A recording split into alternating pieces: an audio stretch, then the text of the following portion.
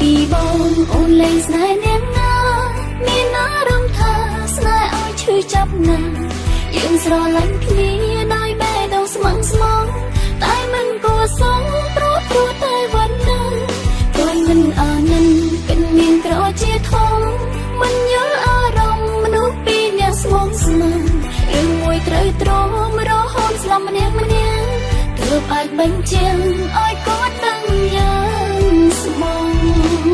មនុស្សមានពីរនាក់តែចិត្តមួយស្មោកគ្នាទៅមកបាត់គ្នាហើយរកតើបែកគ្នាមិនដេចនឹងបាន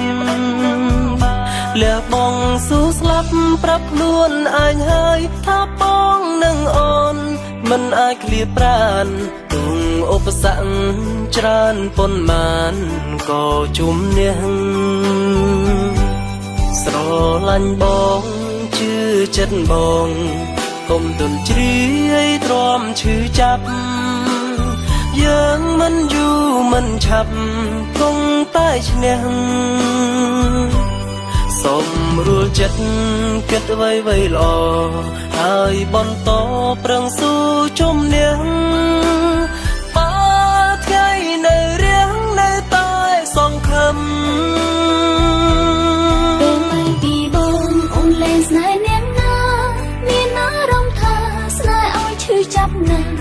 យើងស្រឡាញ់គ្នាដោយបេះដូងស្មឹងស្មងតែមិនគួរសងព្រោះតែวันนั้น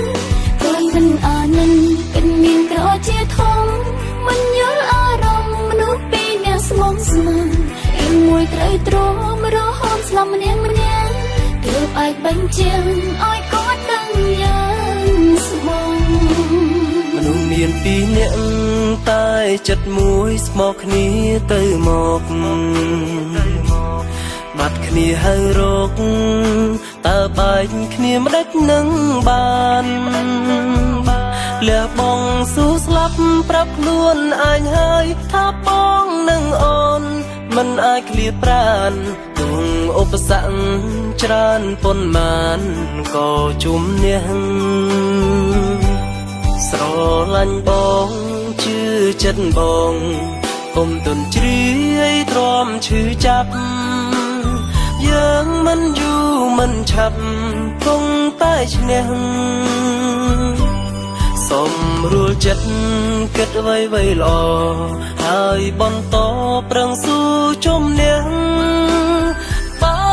ថ្ងៃនៅរៀងនៅតែសង្ឃឹមពេលមិនពីបងអូនលែងស្នេហ៍នាងណា